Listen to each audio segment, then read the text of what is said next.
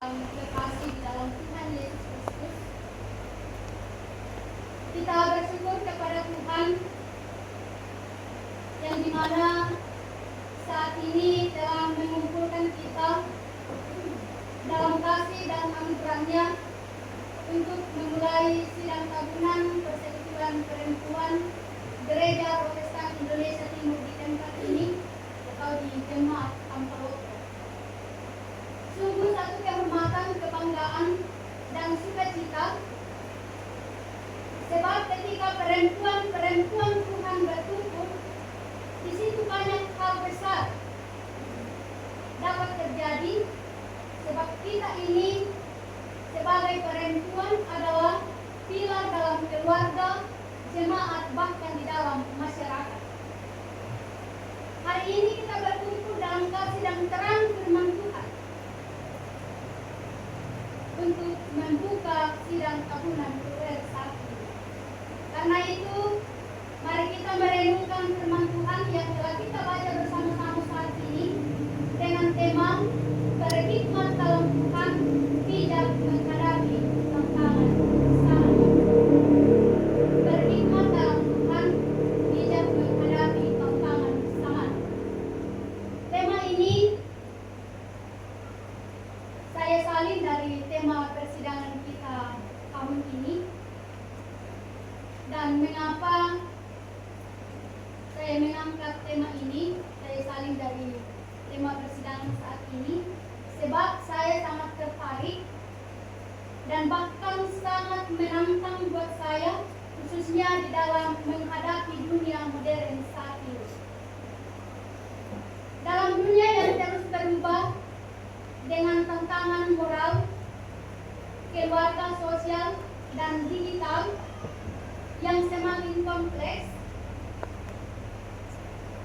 kita tidak cukup hanya cerdas, tetapi perlu berhikmat.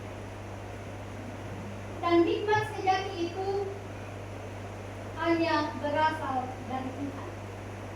Tidak ada hikmat sejati di luar dari.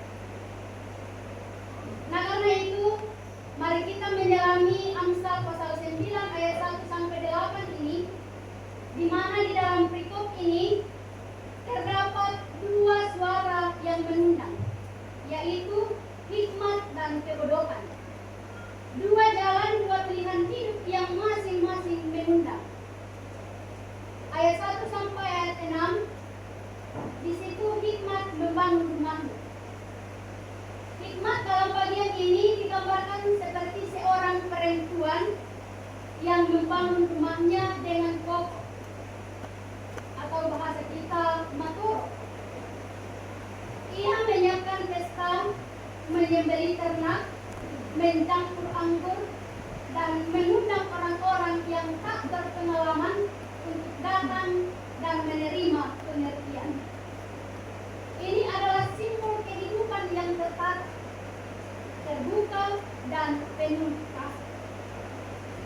Hikmat tidak eksklusif atau tidak khusus, tetapi hikmat mengundang semua, terutama yang sederhana, agar hidup lebih bijaksana.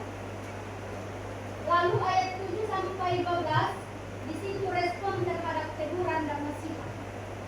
Ayat-ayat ini menekankan bahwa hikmat itu bertumbuh dalam hati yang mau diajar dan dikoreksi. Orang yang bijak tidak anti kritik, tetapi ia terbuka dan bertumbuh dari kritikan dan saran.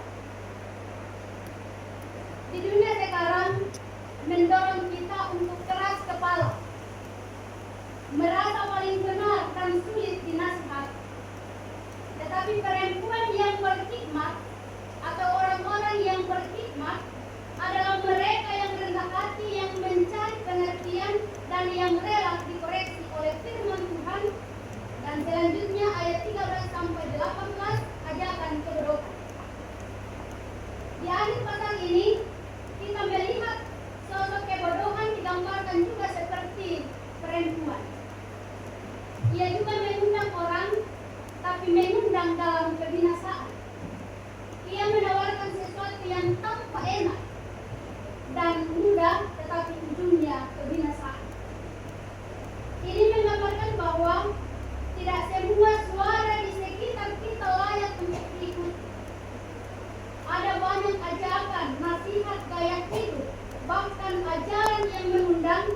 namun membawa kebinasaan dan kehancuran.